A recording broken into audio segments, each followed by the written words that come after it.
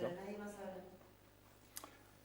Buenos días. Les damos la bienvenida a la tercera edición en vivo del MOOC de Agroecología, organizado entre el INTA de Argentina y Supagro de Francia.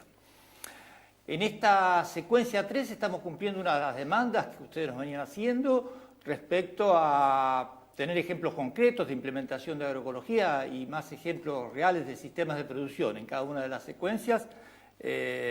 Los estamos teniendo. Recuerden que esta secuencia 3 se desarrolla durante 2 semanas porque tiene 4 subsecuencias que ustedes pueden seguir en el orden que quieran. O sea, como requisito para aprobar el curso necesitan al menos completar 2 de las secuencias, que pueden elegir cualquiera de las 4.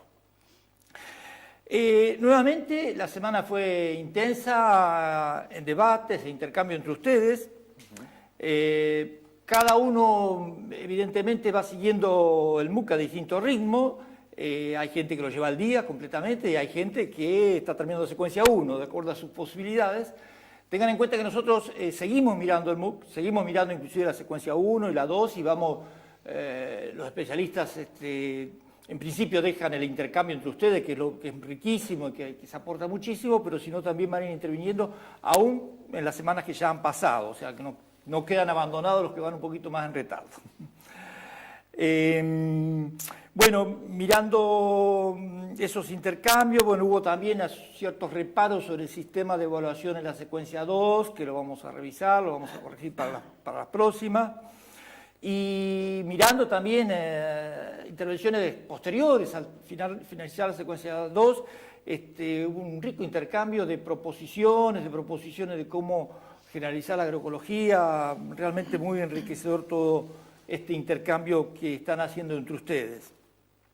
Les recordamos que tenemos el foro de organización y soporte, donde tienen que volcar las cuestiones, las preguntas sobre dificultades que puedan encontrar en la implementación o su participación en el MOOC. A veces aparecen en otra secuencia y eso complica. Vayan al foro de organización y soporte, que es donde se le va a responder.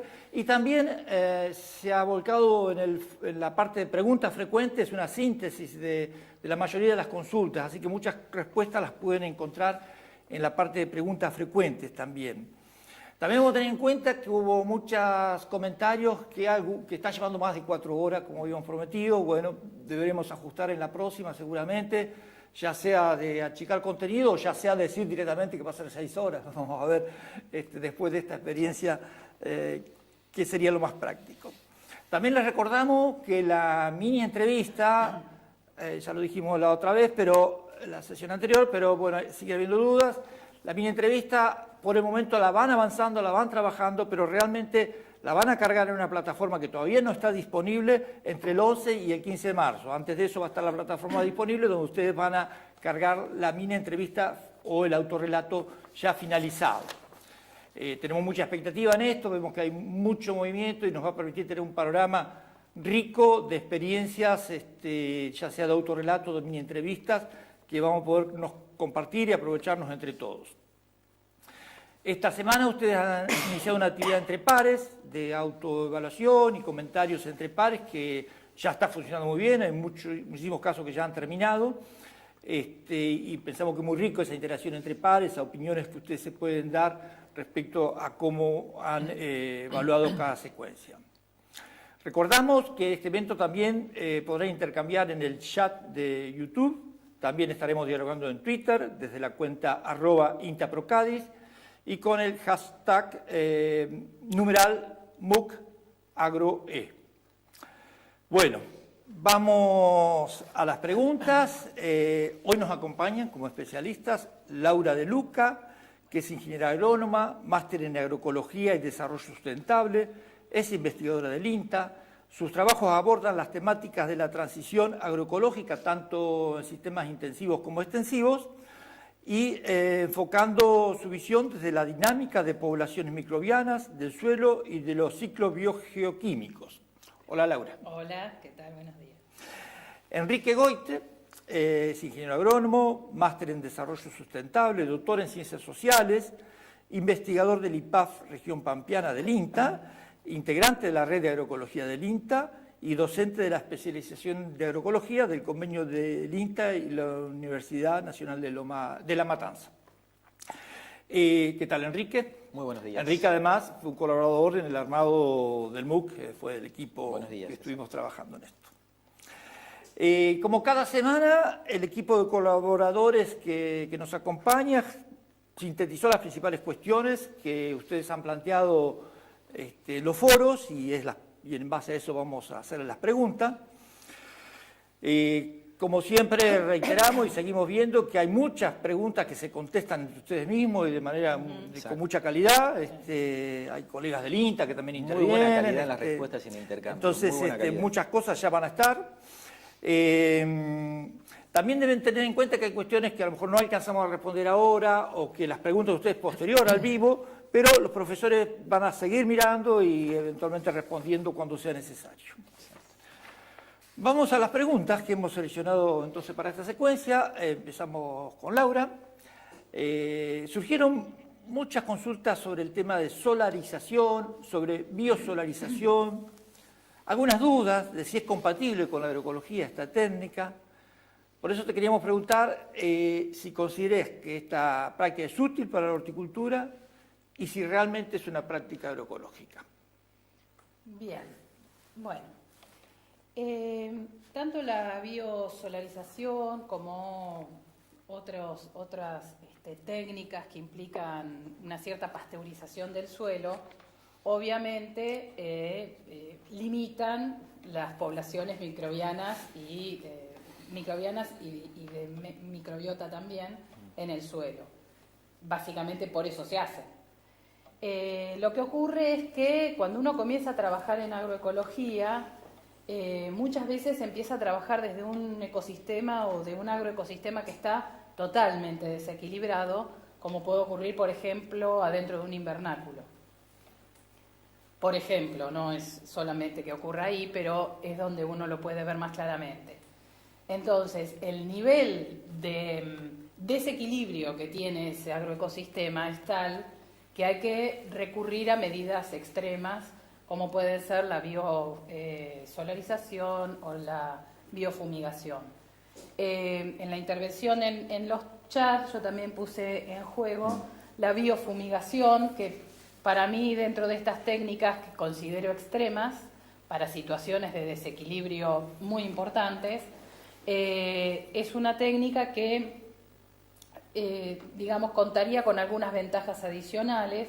Primero, no nos hace falta el nylon, no actúa la temperatura, sino la descomposición. ¿En qué consiste la biofumigación? La biofumigación es básicamente incorporar crucíferas, coles, picados al suelo, con lo cual estoy aportando materia orgánica. ¿Y cuál es el mecanismo de acción, digamos, ¿no? Si no es la temperatura, bueno, ese olor particular que tienen las coles, que las podemos sentir en la cocina cuando estamos trabajando con ellos. Azufre. Claro, es un producto químico que comienza a descomponerse en el suelo en presencia de agua. Es importante el picado, ¿sí? Porque tienen que romperse las células.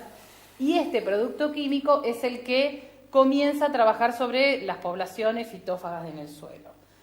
Yo te decía que para mí era interesante porque, bueno, primero que aporta niveles de materia orgánica, ¿sí? Los cuales son siempre bienvenidos en el suelo, pero además tiene una tendencia a trabajar en el nivel de equilibrio.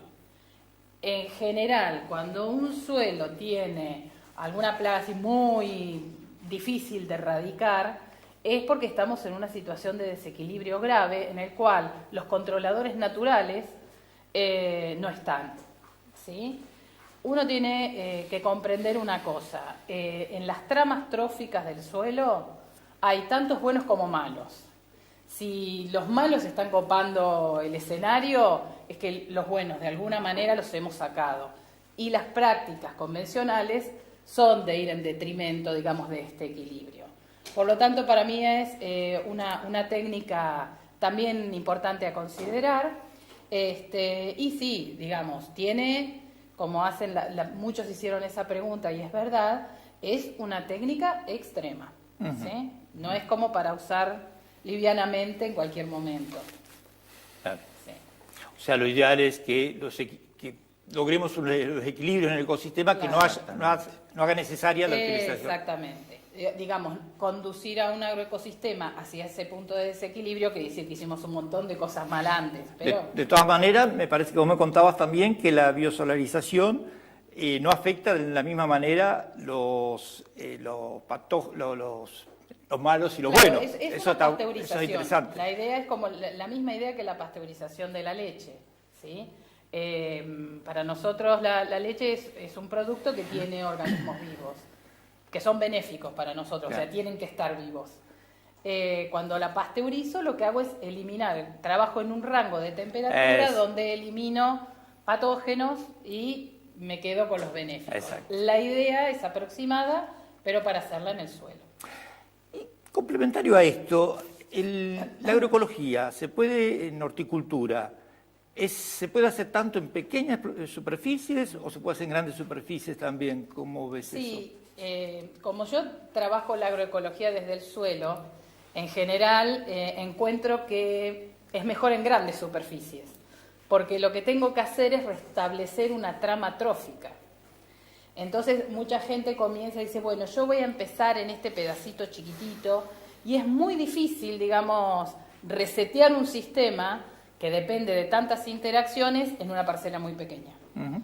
Por lo tanto, te diría que la agroecología se aplicaría mejor a un entorno, claro, más fácilmente en un entorno amplio. Más o cuando grande. Varios productores son agroecológicos, generan o cuando varios productores son agroecológicos, o digo, bueno, a ver, voy a entrar como productor, tengo Exacto. 1 hectárea entera. Bueno, entremos con toda la hectárea. Perfecto. Sí. Enrique, muchos de los participantes, muchos de ustedes han planteado diferentes problemas que se presentan con las plagas. ¿Qué podemos decirle? Hay demandas específicas, inclusive, cómo hacemos con las hormigas, cómo hacemos con el bicho moro, cómo hacemos con las babosas, los caracoles, que son las cosas que, al menos en la huerta, todos sabemos que nos complican la vida. Tal cual. Bueno, un poco aprovechando lo que le decía Laura, nos explicaba lo que ocurre abajo del suelo, no lo vemos. Ese 1 millón o más de 1,5 millones de microorganismos que están bajo el suelo representan un poco la foto de lo que vemos arriba. Es decir, Ana Primavesi, que es una ecóloga brasilera, decía, planta sana en suelo sano. Y es un poco lo que tenemos que ver cuando tenemos estas modificaciones en nuestro cultivo. Una modificación que puede ser la que hace el hombre, también tiene que ver con un desajuste en el tema plagas o insectos benéficos y no. ¿Qué significa esto? Nosotros tenemos que rever si tenemos algún desequilibrio en la huerta, que puede darse por, como decía Roberto, bicho moro, pulgón, etcétera, y tenemos que ver cómo estamos favoreciendo el ataque de esta plaga. Tenemos que pensar que en el recorrido de la secuencia estuvimos viendo también todo lo que es policultivos, la biodiversidad, que puede ser implantada cuando nosotros hacemos policultivos o intercultivos, o puede ser que aprovechemos las que está afuera, con los árboles, con los arbustos, con los frutales, cómo interactúa también la parte animal junto con la huerta, cómo interactúan los árboles. Esta biodiversidad nos va a ayudar al control efectivo de las plagas y enfermedades, ni que hablar de las aromáticas. Acá atrás ustedes si ven, ahí está un poco la foto del MOC, van a poder apreciar cuando nos vayamos nosotros que ahí hay una diversidad de cultivos. Van a haber cultivos en desarrollo de distintos colores, distintas alturas también, y eso implica también jugar en contra del insecto o plaga que puede venir a afectarme. ¿Qué significa esto? No darle todo lo bueno para que entre en mi cultivo, sino todo lo contrario. Puedo poner plantas aromáticas para distraerlo, ellos se guían por feromonas, se guían mucho por el olfato, entonces si yo lo distraigo con eso, no van a venir a mi quinta. La idea no es eliminar la plaga, sino bajarlo a un nivel que no resulte en daño económico. Y hay otro daño, que es el daño económico, mejor dicho, el umbral de daño económico significa algo que yo tengo que aplicar antes de que la plaga me destroce el cultivo. Eso lo voy observando a medida que yo voy viendo la presencia de estos insectos que yo los considero plaga. Entonces, ese equilibrio, que está dado a través del suelo, como decía Laura, con la presencia de muchos microorganismos benéficos, actúan para que la planta esté fuerte. Si yo realmente trabajo con varias especies, varias hortalizas y diversos, como lo que nosotros llamamos policultivos, es más de un cultivo, tengo otras herramientas como para trabajar la amenaza de alguna plaga. Y tengo que ver también en tener lo que nosotros llamamos un pequeño botiquín de primeros auxilios, como decíamos, ¿no? Claro, pues si la hormiga viene de todas maneras... Si la hormiga viene y después tendré que rever cuál fue mi desequilibrio, tengo un pequeño arsenal. Pero como decía Laura también, hay productos que son tóxicos para los animales de sangre caliente y ahí entramos nosotros. Hay uno muy conocido que es utilizar la bolilla de paraíso, del árbol paraíso, Melia cedarach, cuando está bien amarilla. Ahí tiene muchos compuestos, sobre todo, también la semilla tiene compuestos, que algunos le llaman paradisina porque se llama Melia cedarach o paraíso, pero son compuestos que repelen la plaga, no la matan, la repelen. ¿Qué significa esto? Yo puedo hacer, por ejemplo, 1 kilo de bolilla de paraíso, a modo de receta va esto, 1 kilo de bolilla de paraísos en 10 litros de agua, eso lo dejo que se haga un purín. ¿Por qué es un purín? Porque tiene que haber una fermentación de ese producto. ¿Y por qué es una fermentación? Porque va a haber olor y va a haber cambio de color. También puedo hacer un macerado de la hoja, porque ustedes pueden decir, bueno, pero no hay fruto en todos lados. Bueno, el macerado de la hoja puede ser 250 gramos de hoja, medio kilo, la corto bien y la pongo en 1 litro de agua, no en 10, sino en 1 litro de agua, y este preparado lo diluyo en 10 cuando hago la aplicación. Este último preparado solamente 3 o 4 días, no 21 días como dejé el primero, la bolilla. Entonces, un preparado y un macerado tienen distinto tiempo y es de acuerdo a la urgencia que vos decías. 3 a 4 días a 21 días. ¿Para qué plaga sería eso? Hormigas. Hormigas. También para el bicho moro. Ajá. Lo que pasa es que el bicho moro es un bicharraco medio complicado para atacarlo, pero también hay plantas trampa que les gusta el bicho moro. No es decir, voy a atacar el tomate Roberto porque me gusta y porque lo vi. No. Ellos tienen y buscan distintos vegetales. Si yo tengo al lado un yuyo sapo, por ejemplo, un sonchus, van a atacar primero a ese antes que el tomate. Entonces tengo que estar preparado para eso. Lo mismo la lavanda. La lavanda también va a ser atacada por eso, lo mismo que la hormiga. Okay. A mí me han dicho que la rúcula a veces es muy bueno para controlar hormigas porque ataca a eso y no Claro. ataca al resto. Entonces, esto es muy importante. Cada uno va haciendo con sus saberes la experiencia a nivel local. Ese intercambio de saberes es muy rico también para este tema. ¿Y la babosa y los caracoles? La babosa hay que frenar el avance que tienen de la baba. Entonces, si yo freno ese avance, muchos dicen, bueno, le pongo cal, le pongo harina, le pongo yeso, ceniza. Es lo mejor. La ceniza es lo mejor porque además es un abono superficial que yo estoy agregando al suelo. Entonces conviene, hay que frenar el avance de eso. Algunos ponen tablas y a la noche cuando andan, los saco están pegadas abajo, Claro, ¿no? sí, sí. La famosa tapita de cerveza, lo que pasa es la cerveza, Sí. prefiero tomarla una antes de Claro. ponerla, ¿no? Las tapitas de cerveza, bueno, también ahí van y se ahogan, ¿no? Pero hay otros mecanismos. Muy interesante. Insisto con el equilibrio, insisto con tener en cuenta la biodiversidad, el manejo del suelo, suelo sano, planta sana, alimento sano. Perfecto. Yendo al suelo. Laura, ¿cómo hacer un diagnóstico del suelo? Preguntaban algunos de los compañeros. ¿Cómo darse una estrategia? Y una vez que tenemos el diagnóstico, ¿cómo darse una estrategia para mejorar ese suelo si tuviese desequilibrio? Bueno, ahí en realidad el suelo son observaciones bastante simples, digamos. Me puedo ir a lo complejo y puedo mandar a hacer toda una serie de análisis y demás, pero hay un sistema de observación del suelo donde uno utiliza sus sentidos para establecer en qué condiciones está. El color es importantísimo. Un suelo tiene que tener color oscuro, ¿sí? Esos suelos que ya están color cenicientos o blancos, y cuando uno los junta no tienen ni siquiera olor, ese es un suelo que ha perdido prácticamente la materia orgánica. Si yo busco, por ejemplo, los agregados de suelo, o sea, los terrones, si hay o no hay terrones. Hay suelos que ya están tan trabajados que ni siquiera presentan terrones. Y esos terrones los pongo en un vasito con un poquito de agua, estallan inmediatamente, quiere decir que no hay estructura, ¿sí? Hay una serie de medidas de observación. Utilizo mi sentido de la vista, mi sentido del gusto, mi sentido del olfato, y yo puedo establecer si ese suelo está desequilibrado en algún sentido o no. Tengo entendido que Enrique les subió en las discusiones un link hacia el manual de FAO del suelo. Allí hay, por ejemplo, planteado una serie de estrategias de cómo ver infiltración. Por ejemplo, una latita de atún, ¿sí? Totalmente sin la tapa y sin la parte de abajo también, enterrada, pongo una cantidad de agua. ¿Cuánto tarda en bajar? ¿Tarda mucho? ¿Se queda estancada horas? Bueno, si se queda estancada ahí, quiere decir que no tiene por dónde infiltrar. Quiere decir que en ese suelo ya no hay poros.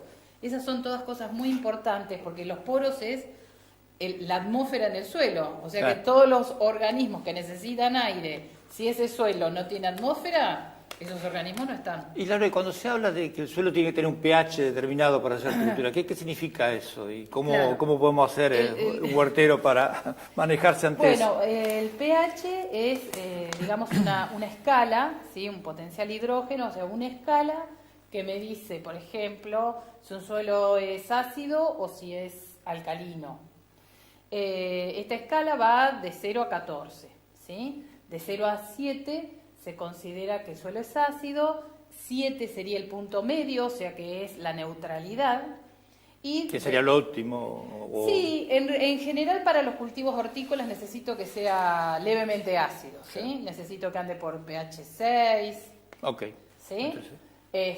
O sea que si ustedes, ¿cómo lo puedo medir esto? Me decías vos. Bueno, medirle el pH desde lo más simple, que es utilizar un papel tornasol que vira hacia el azul o hacia el rojo, sobre una solución de este mismo, como hacen el café, en un filtro, bueno, de esa misma manera, pero pongan tierra de la que ustedes quieren saber de su huerta, a ver qué está pasando ahí.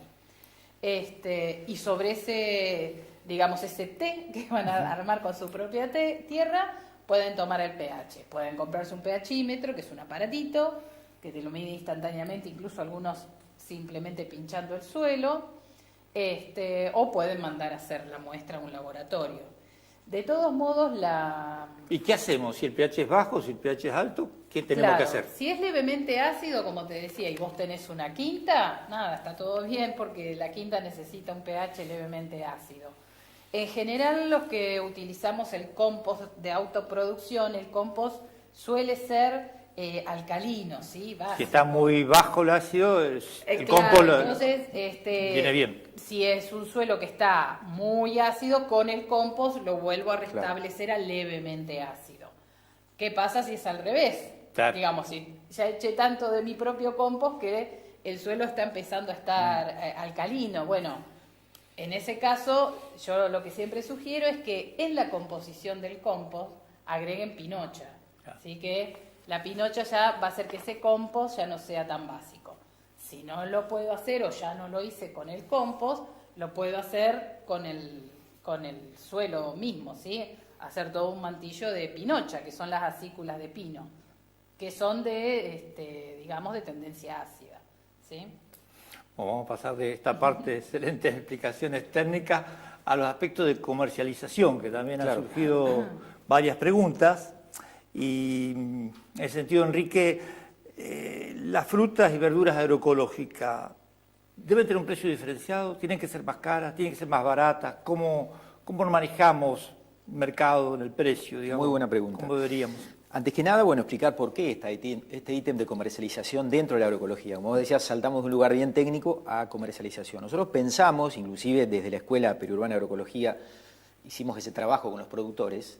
No puede haber agroecología si no hay un buen canal de venta para que el productor también le sea rentable. Claro. ¿No? Es decir, entonces, bueno, la comercialización también tiene que ver con otras formas de comercializar la producción para que el productor le llegue el recurso sin tantos intermediarios. Por eso el tema del comercio local, el abastecimiento local en ferias, nodos de consumidores, la relación productor-consumidor, no necesariamente tiene que ser más caro.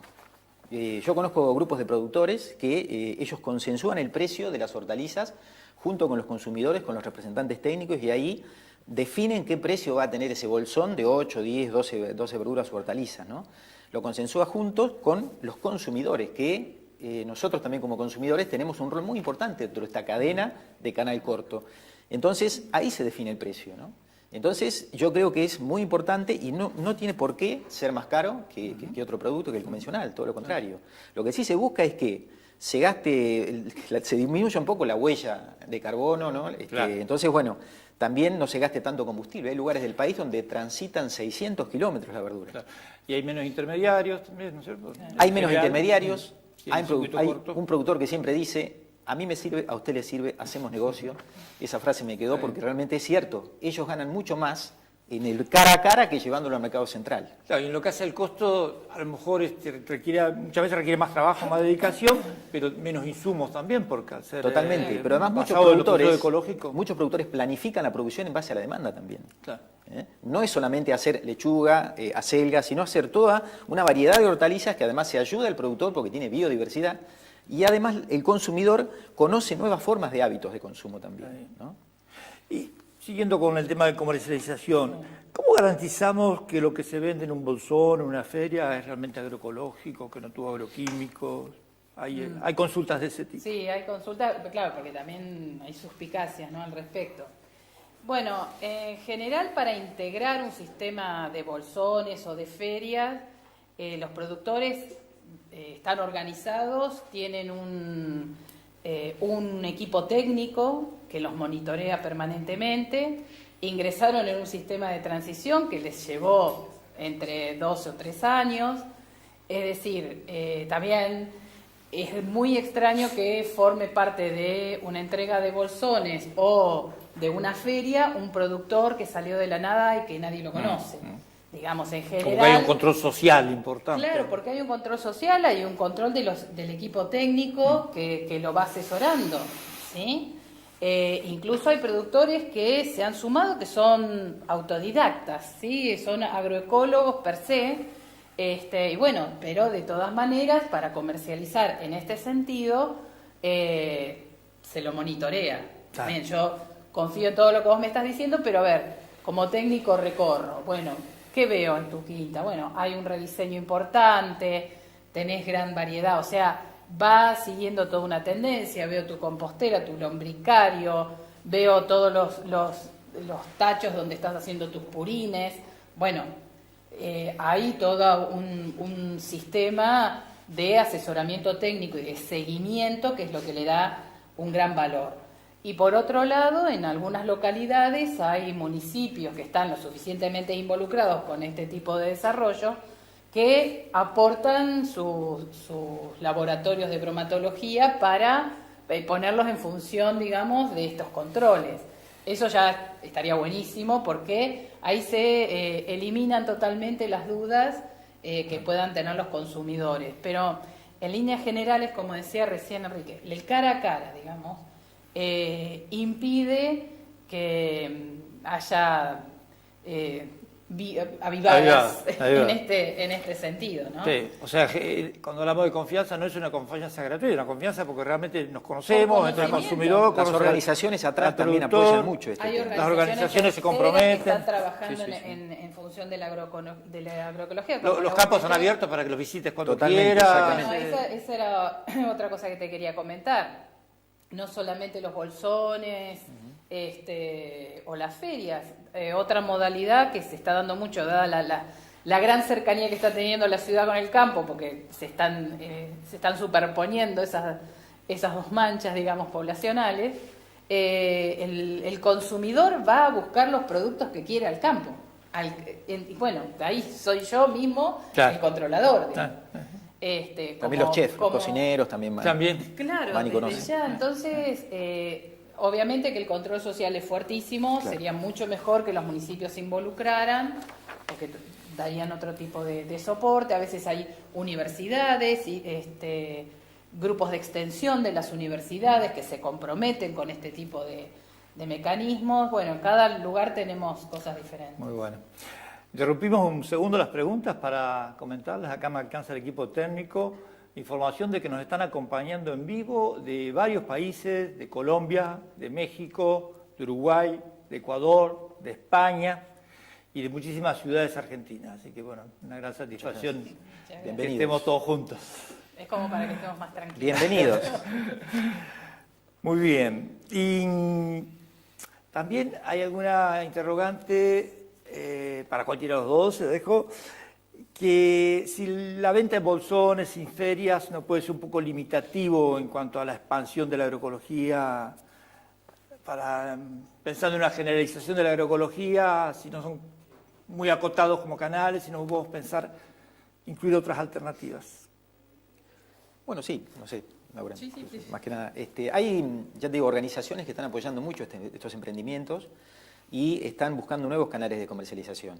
Hay mucha demanda, obviamente, en el cinturón de Gran La Plata, por la cercanía con la ciudad autónoma de Buenos Aires, ¿no? Ahí hay 13 millones de habitantes que hay que abastecer. Pero ya se está trabajando en conseguir nuevos lugares para acopio de mercadería, como para poder abastecer, tanto a los restaurantes, bueno. Pero otra forma también estaría bueno las compras públicas. Claro. Como hace Las compras Brasil, por parte, claro, como hace Brasil por parte del Estado. Sé que puede ser un poco, casos en Argentina. claro, algunos casos en Argentina, puede ser un poco burocrático, pero está bueno trabajar en esa vista, ¿no? Inclusive para los hospitales, en compañía con los nutricionistas también. Nosotros hemos, tiempo atrás, cuando éramos jóvenes promotores de ProHuerta, hemos sabido trabajar en zonas con nutricionistas, para abastecer hospitales, ¿no? Entonces, o comedores. Entonces, la idea también puede ser esa, ¿no? Es decir, buscar nuevos canales de comercialización. Lo que sí quedó en claro es que la comercialización tradicional para un productor agroecológico hace un poco que se pierda todo el esfuerzo que hace en producir ese producto de calidad sin agroquímicos, ¿no? Entonces, bueno, la idea es que ese canal también esté del otro lado la persona que reconozca todo ese esfuerzo y pueda tener una cercanía, una empatía con ellos y que al productor también le quede una mejor rentabilidad, ¿no? Pero en la medida que se generalice la demanda a nivel de la sociedad, yo creo que sí.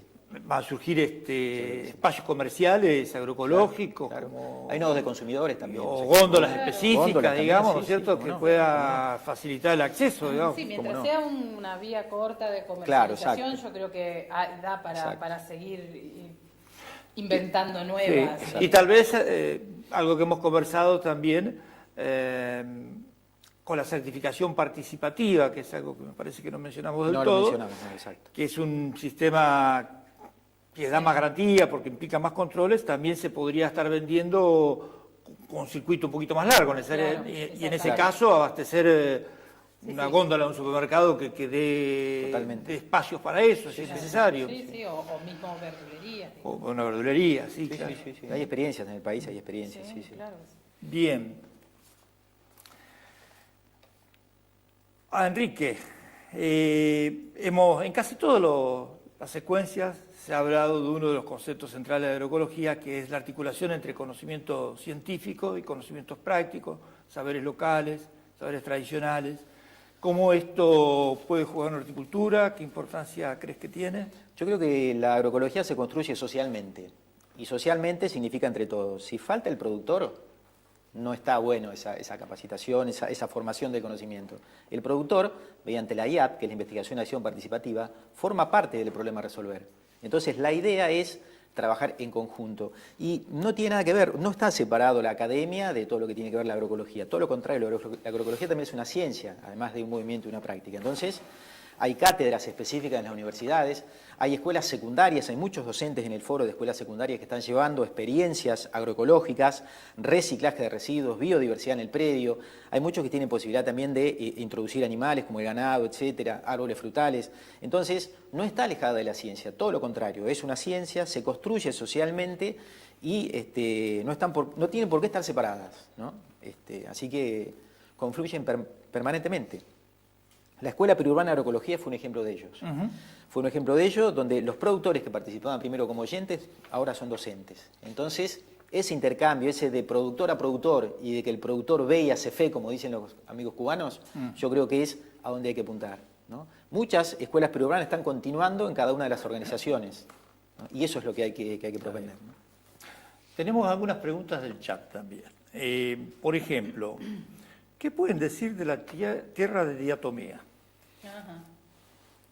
Sí, ese es un producto muy, muy interesante, tiene una forma de control que es, digamos, los insectos tienen el esqueleto que nosotros tenemos por dentro, lo tienen por fuera, como una armadura.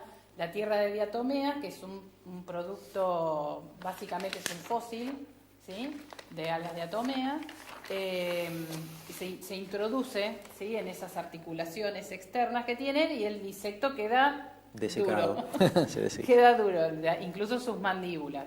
Cuando uno lo cuenta un poco a la gente ya causa un poco de impresión, pero en realidad es su forma de acción. Es un producto que puede utilizarse incluso para las pulgas de los perros, ¿sí? Es un producto interesante y sí, para tenerlo en cuenta dentro de todo este botiquín. Sí, botiquín. Hay productos también que cumplen la misma función, que es también el Equisetum, ¿no? La cola de caballo también tiene sílice, entonces tiene cristalitos también que pueden deshidratar a los insectos, no cumple la misma función. Pero la tierra de Tomea sí es permitida inclusive en la agricultura orgánica. Hay productores que la utilizan, obviamente. Pero vuelvo a lo mismo. O sea, la idea después es recuperar la estructura de diseño de la parcela, ¿no? Queremos decirles que también tenemos participantes de Venezuela que nos están siguiendo, además de los que mencionamos antes. Volviendo un poco a la primera pregunta, hay una insistencia sobre las dudas respecto al uso del nylon, si el uso del nylon no va en contra de los principios de la agroecología. Podría ir en contra, supongo que el nylon yo pienso que está, del suelo, para biosolarización. No para invernáculo, digamos.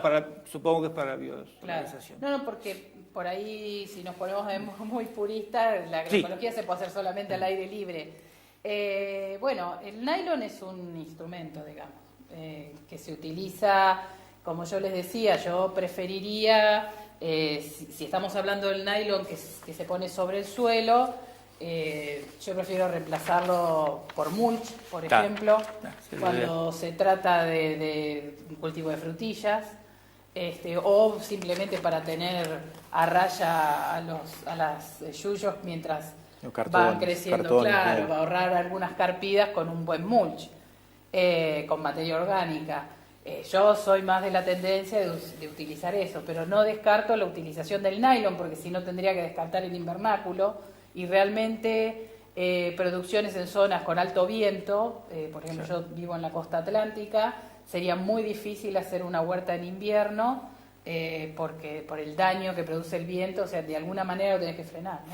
Después hay cuestiones que tienen que ver con lo que uno llama la transición, digamos, ¿cierto? Hay momentos que hay que usar el nylon, como decías vos, porque está muy desequilibrado el sistema, pero buscando tener un equilibrio que no necesita usarlos para la biosolarización. Por ejemplo, sí, porque después es un producto que no sabes bien qué hacer, qué destino darle cuando lo terminaste de usar. Lo podés reutilizar muchas veces y la idea es la fumigación del suelo, o si no, hacer biofumigación que no necesita nylon y te ahorras el nylon y la preocupación posterior de qué hacer con ese nylon. Bueno, estaríamos llegando al final, agradeciéndoles la colaboración y agradeciendo al público el seguimiento del MOOC. Nos vamos a encontrar enseguida, a las 14 horas tenemos el vivo de agroforestería. Y aprovechamos para recordarles lo que dijimos al principio, que en estas 2 semanas tenemos 4 secuencias en simultáneo, que ustedes tienen que seguir 2, obligatoriamente pueden seguir las 4. Ya están todos los documentos cargados en la plataforma. El próximo viernes a las 12 horas tendremos el vivo de sistemas ganaderos y a las 14 horas el correspondiente a sistemas mixtos en gran escala. Los esperamos.